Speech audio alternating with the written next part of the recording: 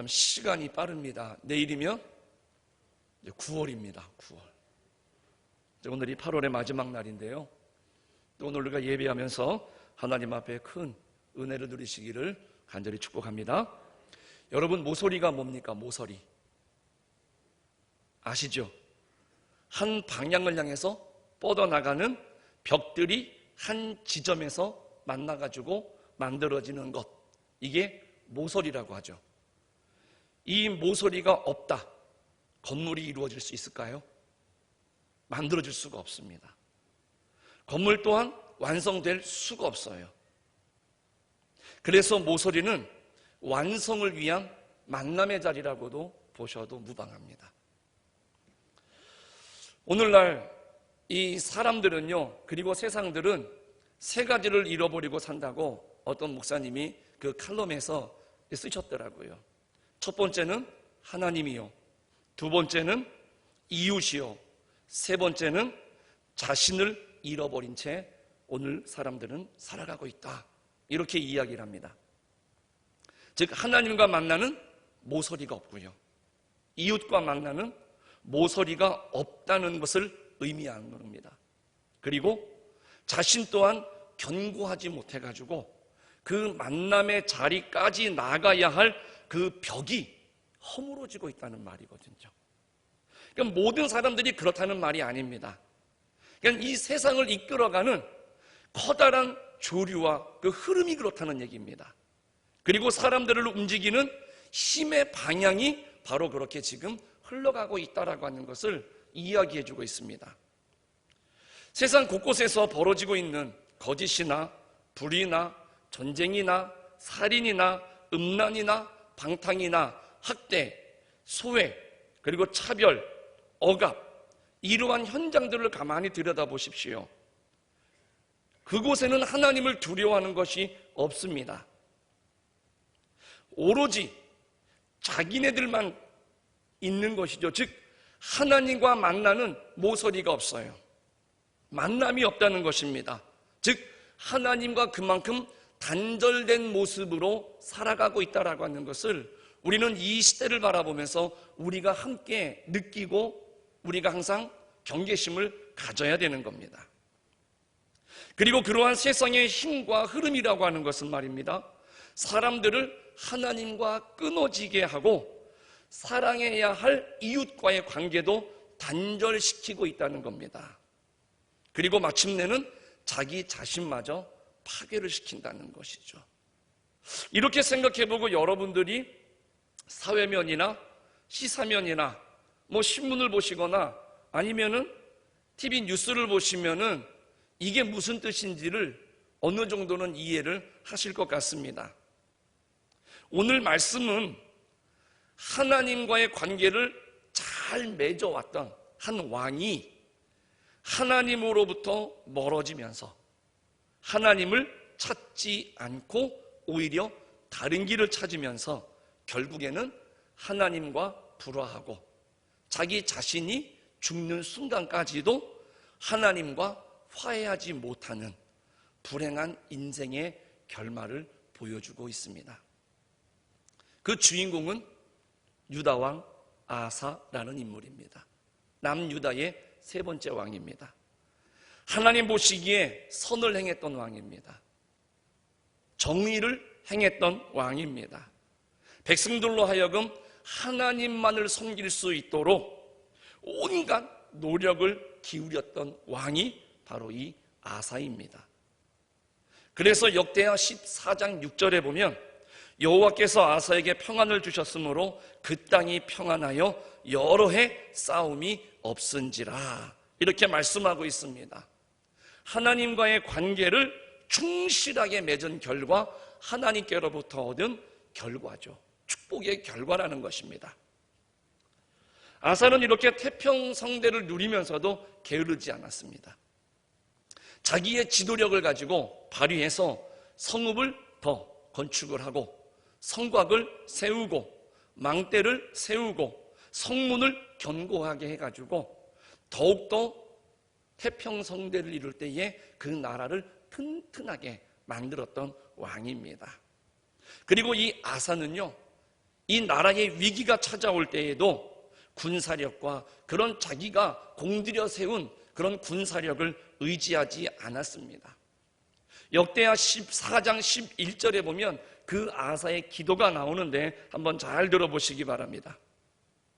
여호와여, 힘이 강한 자와 약한 자 사이에는 주밖에 도와줄 리가 없사오니 우리 하나님 여호와여, 우리를 도우소서. 우리가 주를 의지하오며 주의 이름을 의탁하옵고 이 많은 무리를 치러 왔나이다. 여호와여, 주는 우리의 하나님이시오니 원하건대 사람이 주를 이기지 못하게 하옵소서. 아멘. 참으로 겸손한 기도죠. 충분한 준비를 했습니다. 그리고 다른 사람들이 볼 때에 객관적으로 봐도 어느 정도 군사력이나 모든 면에 있어서 충분한 역량을 가지고 있었던 겁니다. 그럼에도 불구하고 이 아사는 항상 하나님 앞에서 자신과 자기의 나라는 약하다라는 것을 너무나 잘 알고 있었다라는 겁니다. 즉 이 말은 뭐냐면 하나님께서 지켜주시고 은혜를 주셨기 때문에 지금 우리가 이렇게 서 있는 것이지, 결국 하나님이 없으면 우리는 너무너무 약하다는 것을 알고 있었던 겁니다. 그래서 하나님을 더 전적으로 의지를 했던 겁니다. 주변에서 볼 때에는 하나님이 주신 태평성대를 통해서 성곽을 세우고 성벽을 세우고 성문을 보수하고 망대를 세워가지고 정말로 완벽하게 만들었지만 이 아사는 그것이 그냥 이루어진 것이라고 생각하지 않았습니다. 하나님의 은혜라고 생각을 했던 거예요. 그랬기 때문에 그 당시에 2배에 달하는 병사와 병거를 300대나 거느리고 들어왔던 이 구스의 군사력 앞에서도 그는 인간적으로 보면 한번 붙어볼 만했지만은 교만할 수가 없었던 겁니다. 하나님이 도와주시지 않으면 안 된다는 것을 알았기 때문에 그는 겸손하게 지금 이렇게 하나님 앞에 기도를 했다는 것이죠. 이 역대하 14장 11절에 나와 있는 그 기도문 중에 힘이 강한 자와 약한 자 사이에는 주밖에 도와줄 이가 없사오니 라고 하는 이 기도의 내용은요, 하나님처럼 약한 자의 편에 서시고 강자를 물리치는 그런 신이 또 어디에 있겠습니까? 라고 하는 아사의 신앙 고백인 겁니다. 그래서 아사는 나라의 운명이 하나님께 달려있다 라는 것을 알았고, 무엇보다도 그래서 하나님께 도움을 구함으로 그 위기를 극복하려고 했던 것이고, 그 내용을 보시면 알겠지만 그래서 그 기도대로 하나님께서 도와주시는 것을 볼 수가 있습니다. 어려움을 당하고 위기를 만났을 때 비로소 하나님과 맺었던 그 올바른 관계가 빛을 발하는 순간이었던 겁니다. 그 전쟁에서 승리를 합니다. 그리고 여기에 신앙이 한껏 고무된 아사는 거기에서 만족하는 것이 아니라 자기와 더불어서 그 자기 나라와 백성들에게 하나님을 섬기는 일에 더 박차를 가했고, 그 와중에 우상을 섬겼던 자기의 어머니죠, 그 황후를 자리에서 폐하면서까지도 하나님을 향한 그 깨끗한 신앙을 견고하게 하려고 무진 애를 썼던 왕이 이 아사 왕이었습니다. 그런데 이랬던 아사 왕이 말년에 한 가지 사건을 통해서 그의 인생을 바꾸어 놓습니다. 병들어 위독하게 죽게 되었음에도 불구하고 그 죽음 앞에 서는 순간까지도 하나님을 찾지 않도록 만들었고요, 오히려 더 완악한 마음을 만들었습니다. 그것이 오늘 우리가 읽은 이 말씀 속에 나오는 그 사건입니다. 하나님을 그렇게 열심히 섬겼고요, 하나님과의 관계가 성실하게 이루어졌을 때에는 그 어느 것보다도 문제가 생기면 하나님께 나가서 기도하고 하나님께 나가서 도움을 요청하는 것이 가장 우선이었습니다. 그 마음이 항상 우선이었어요. 뭐 두렵거나 힘들거나 어렵거나 상관없이 어땠느냐면 그 마음이 그런 일들을 만날 때마다 무조건 하나님 앞에 제일 먼저 나가서 기도하고 제일 먼저 하나님을 향해서 그 문제를 펼쳐 놓았던 사람이었던 것이죠.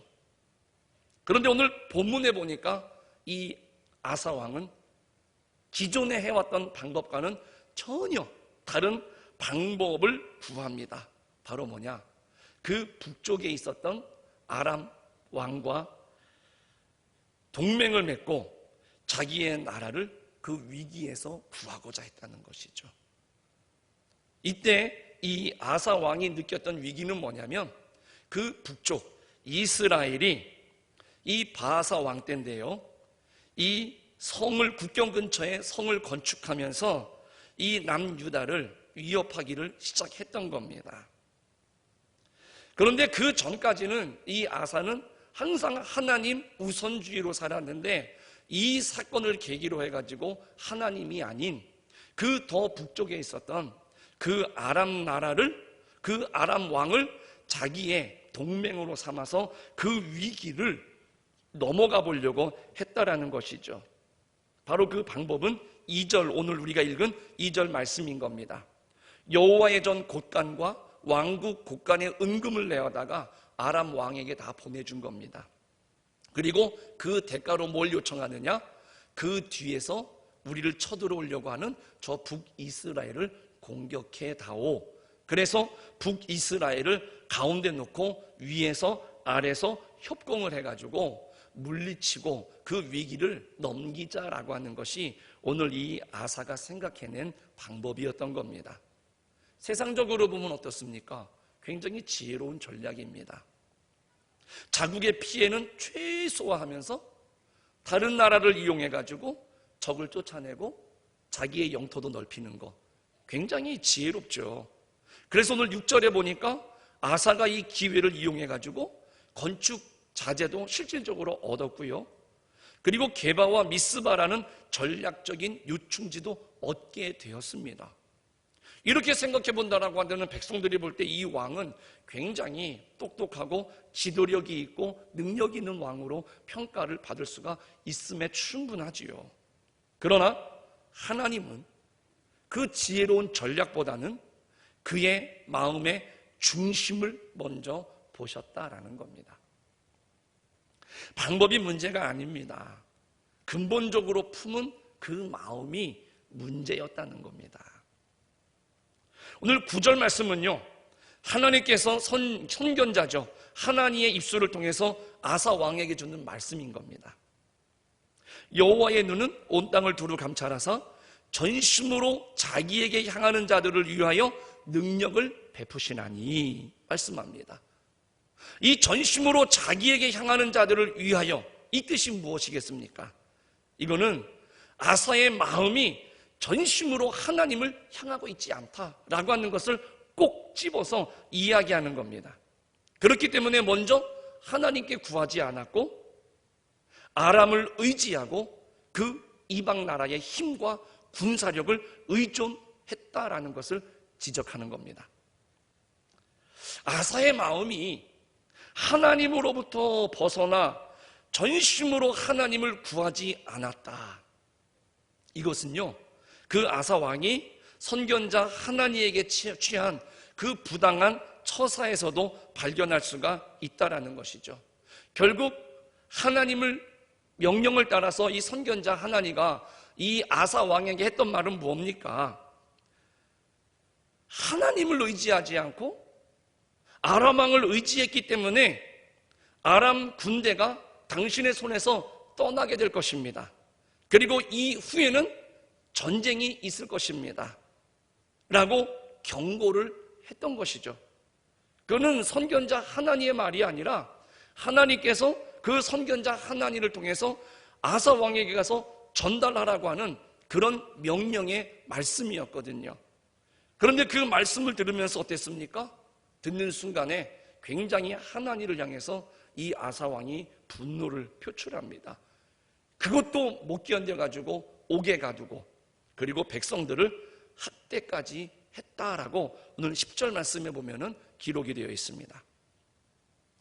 그러나 우리가 좀 생각해 볼 것은 엄밀히 말해서요, 아사는 이번 사건을 통해서 하나님과 멀어진 겁니까? 그게 아니라는 겁니다. 이미 하나님을 전심으로 찾지 않고 하나님으로부터 멀어졌던 그 마음이 아사 왕으로 하여금 어떤 문제를 만났을 때, 그 나라의 위기가 찾아왔을 때 하나님을 찾게 하지 않고 다른 방법, 그 이방 나라 아람 왕을 의지하도록 했다는 것이 보다 정확한 표현이 될 것입니다. 하나님과의 단절된 관계가 가져온 것이 하나님 대신에 그 눈에 보이는 아람을 의지하는 마음이었다라는 것이죠. 오늘 우리들이 이것을 조금 역으로 생각해 본다면, 우리가 어떤 문제의식을 가지고 위기의식을 가지고 있는데 내가 기도하기 싫어요. 내가 어떤 문제를 가지고 있으면 하나님을 전적으로 신뢰하고 의지해야 되는데 내가 자꾸만 사람을 의지하고 환경을 의지하고 다른 것에 눈을 돌린다, 내 마음이 다른 것에 뺏긴다라고 한다면 오늘 이 말씀을 우리가 다시 한번 곱씹어 볼 필요가 있다라는 것이죠. 어느 순간 그 문제 이전에라도 내 마음이 하나님을 떠나 있었기 때문에 어떤 문제를 만났을 때 하나님을 의지해야 하는 그 마음이 눈에 보여지는 것, 사람들이 말했던 것, 또 내 경험이나 판단을 통해서 의지할 만한 다른 방법을 강구하고 있게 되는 것은 아닐까. 그 결과 내가 문제를 만나면 하나님 앞에 나오는 것이 더 힘들어지기 때문에 기도하러 나오지 않고 예배의 자리를 피하고 오히려 꼭꼭 숨어드는 것은 아닐까. 우리가 이렇게도 한번 생각해 볼 수가 있는 것입니다. 다시 말씀드리지만 백성들의 입장에서 보면 이 아사 왕은요, 나라를 참 잘 다스렸던 왕임에는 틀림이 없어요. 개인적으로 하나님으로부터 책망을 받았는지, 병들었을 때도 끝까지 하나님과 화해하지 않고 불행한 인생의 종지부를 찍었을런지는 모르겠지만, 그는 어쨌든지 간에 백성들의 입장에서 볼 때에는 외부의 침입으로부터 나라를 훌륭하게 지켜낸 왕임에는 틀림이 없는 겁니다. 그런데 하나님 보시기에는요, 나라의 안정보다는 그 왕의 마음가짐이 더 중요했다라는 겁니다. 왜냐? 이 아사 왕이 어떤 나라의 위기가 찾아왔을 때 아람을 의지했던 것처럼 그 이후에 보면 어떻습니까? 남유다는 멸망당하는 그 순간까지 하나님께 도움을 구하는 것이 아니라 끝까지 어떻게 합니까? 애국, 이방 나라를 의지하다가 멸망당하고 결국에는 포로로 잡혀가 가지고 뿔뿔이 흩어지게 되었기 때문입니다. 그러니까 하나님의 백성의 멸망의 씨앗이 이미 그 아사 왕의 마음속에서 싹트고 있었던 것이다라는 것이죠. 오늘 우리가 경계해야 될 것이 바로 이 아사와 같이 되는 것입니다. 나 하나의 문제가 아니라는 것입니다. 사람은 언제든지 간에 하나님을 전심으로 찾지 않고요, 하나님께로 향하지 않을 때에는 하나님이 아닌 다른 것을 의지하게 되고, 또 그로 인해 가지고 그의 믿음이 더욱 하나님으로부터 멀어지게 되고, 결국에는 하나님과 화해하지 않는 완악한 마음에 이르기까지 되기 때문입니다. 우리 사랑하는 성도님들, 오늘 말씀 속에서요, 아사는 아람과 동맹을 맺고 그 북왕국 이스라엘을 공격했습니다. 그런데 이 아람 나라는요, 이미 북왕국과 조약을, 동맹을 맺어놓은 상태였던 거거든요. 그럼에도 불구하고 아람 왕이 누구의 편을 들었어요? 남왕국의 편을 들어서 자기와 먼저 동맹을 맺었던 북왕국 이스라엘을 공격했다라는 것이죠. 왜요? 이 아사 왕이 많은 재물을 가지고 그 아람 왕을 매수했기 때문에 그렇습니다.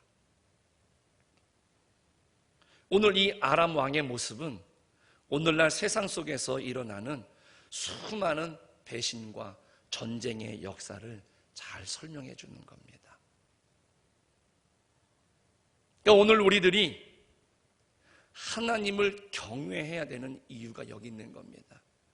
지금 내 편이라고 생각하고 베드로처럼 말입니다. 다른 사람들은 다 몰라도 나만큼은 죽을지언정 이렇게 말하는 분들이 아마 여러분들 곁에도 분명히 있을 겁니다. 그러나 중요한 것은 뭡니까? 사람이라는 겁니다. 오늘 이 아람 왕처럼 내가 이미 이 사람에게 약속을 했음에도 불구하고 더 많은 돈을 준다 그래서 더 많은 좋은 조건을 준다 그래가지고요, 그 약속을 헌신짝처럼 버리고 더 많이 주는, 더 좋은 조건을 제시하는 그쪽에 붙어서 오히려 공격하는 게 세상이고요, 그게 우리와 함께 더불어 사는 인간의 모습이라는 겁니다. 자신의 이익을 위해서라면 언제든지 신의를 저버릴 수 있는 간사한 마음을 가진 것이 인간이라는 것을 잘 말해주는 겁니다. 오늘 하나님께서는요, 이 부분을 우리들에게 계속 지적하시는 거예요. 하나님은 이런 우리의 죄된 성품을 너무나 잘 알고 계시기 때문에 신실하지 못하고 견고하지 못하고 여기 붙었다가 저기 붙었다가 상대방은 생각하지 않아요. 다 내 입장만 고려하는 겁니다. 그래서 내가 불리하면 그 신의를 헌신짝처럼 버리고 그 마음을 바꾸어서 어제의 적이 오늘의 친구가 되게 하는 이런 간사함이 의지하지 못할 것이다라고 하는 것, 이것을 하나님은 너무나 잘 알고 있는 것입니다. 그래서 하나님은 그 백성들에게 말씀을 통해서, 그 역사를 통해서 줄기차게 이 부분을 지금 계속 이야기를 해주고 계시다라는 겁니다. 그럼에도 불구하고 우리 어리석은 인간들은 어떻습니까? 정의롭고 공평하고 신실하고 약한 자를 도우시는 그 하나님의 성품을 깨닫지 못해요. 그리고 변덕스럽고 일시적인 인간, 그리고 그가 가진 힘에 굴복해가지고요, 하나님을 버리고 그것을 따라간다는 겁니다. 거기에 길이 있다라고 생각을 해가지고 내가 알면서도 거기에 목을 메고 있다는 거예요. 그래서 내가 버림당하지 않을까, 내가 배신당하지 않을까 전전긍긍하면서, 그래서 내가 그 사람을 어떻게든 내 곁에 붙들어 놓으려고 수단과 방법을 가리지 않고, 그리고 그런 사람들을 등지고 내가 좀 출세해보고 내가 뭔가 권력을 누려보려고, 이게 세상이라는 것이죠. 죄송합니다만 우리 예수 믿는 사람들도요, 여기서 자유로울 수는 없겠죠. 근데 또 이해가 되는 건 뭐냐면, 우리가 처한 현실은 어떻습니까? 아는데 그렇게 할 수밖에 없을 만큼 녹록하지가 않다는 겁니다. 전쟁으로 초토화된 국가의 수장으로서 재건해야 되는데 선진국들이 지원해 주겠다라고 할 때 그것을 섣불리 싫다라고 말할 수 있겠습니까? 식민지에서 막 벗어나가지고요, 새로운 나라, 새로운 정부, 새로운 질서를 수립해 나가려고 하는데요, 어디서부터 무엇을 해야 되는지 막막하거든요. 그때 와서 도와주겠다라고 대신 어떤 조건을 내밀죠. 누가 봐도 아닌데 그것을, 그런데 현 상황에 비춰보면 거절하기가 쉽지 않다라는 것이죠. 눈에 빤히 보이는 가깝고 쉬운 길이 있는데 언제 어떻게 다가올지 모르는 손길을 마냥 기다릴 수만은 없거든요. 이게 우리의 또한 현실이라는 겁니다. 요즘 금리가 올라가지고는요, 대출 받으신 분들은 아주 그냥 피가 마르실 텐데 어떻습니까? 당장 파산하게 생겼는데 은행은 더 이상 돈을 융통해 주지 않으니까. 그러면 어떻게 되겠습니까? 제2금융권. 그것도 안 되면 사채를 써야 되는 거죠. 근데 중요한 건 뭡니까? 당장은 괜찮아요. 근데 조금 지나면 어떻게 됩니까? 시간이 지나면 지날수록 그 빚은, 그 이자는 눈덩이처럼 불어가지고 나중에는 내가 감당할 수 없는, 헤어날 수 없는 늪처럼 나를 빠져들게 한다는 것이죠. 결국 다 파산시켜버린다는 것이죠. 우리 사랑하는 성도님들, 그래서 하나님을 경외한다? 이거는요, 이처럼 녹록지 않은 현실 속에서도 한결같이 하나님만을 바라볼 수 있는 굳건한 믿음을 가진다는 말입니다. 너무나 잘 아는 말씀이죠.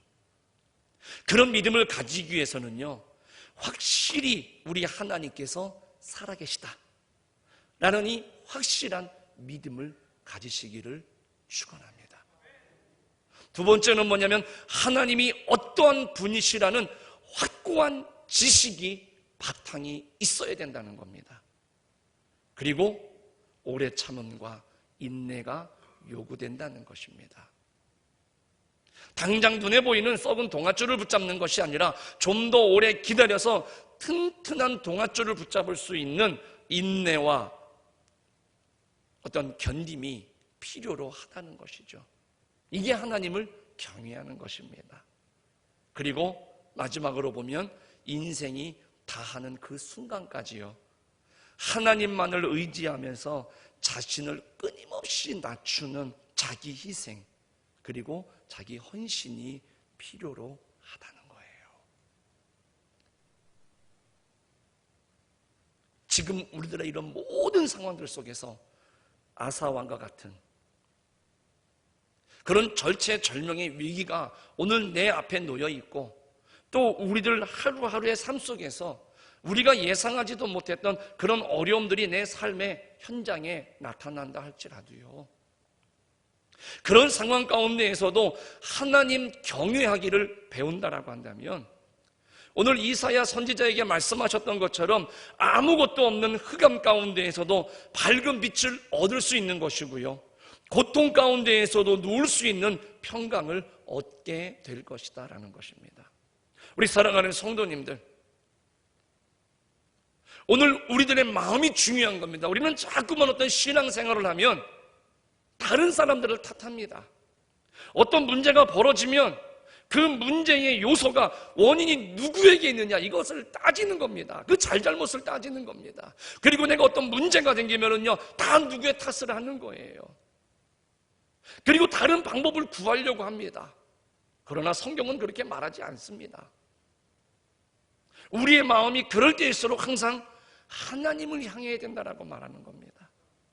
결국 아사왕도 결정적인 그 실수는 뭡니까? 말년에 하나님을 향해야 되는 그 마음이 다른 곳에 빼앗기는 순간부터 자꾸만 다른 방법을 찾게 되고 다른 길을 찾게 되다 보니까 마지막 순간에도 돌이키지 못하고 하나님과 화해하지 못하고 불행한 그 삶으로 그는 마감을 했었어야 된다는 것이죠. 그래서 우리는 항상 그 마음이 뭐예요? 하나님을 향한 확실한 믿음, 그리고 하나님을 아는 확실한 지식 위에 우리는 서야 되는 것이고, 거기에 인내와 오래 참음이 있어야 되는 것이고요, 더 나아가서 하나님 앞에 끝까지 견딜 수 있는 자기 희생과 헌신도 필요로 하다는 것이죠. 이러한 하나님을 경외하는 것을 배울 때 오늘 정말로 캄캄한 것 같아도 그 가운데에 하나님이 열어주시는 놀라운 축복과 은혜들을 우리는 당연히 경험하게 되리라고 말씀해주고 있는 것입니다. 우리 사랑하는 성도님들, 하나님을 경외하는 자에게 함께 하시는 이러한 하나님의 크신 축복이 영원히 여러분과 함께 하시기를 간절히 축복하겠습니다. 기도하시겠습니다.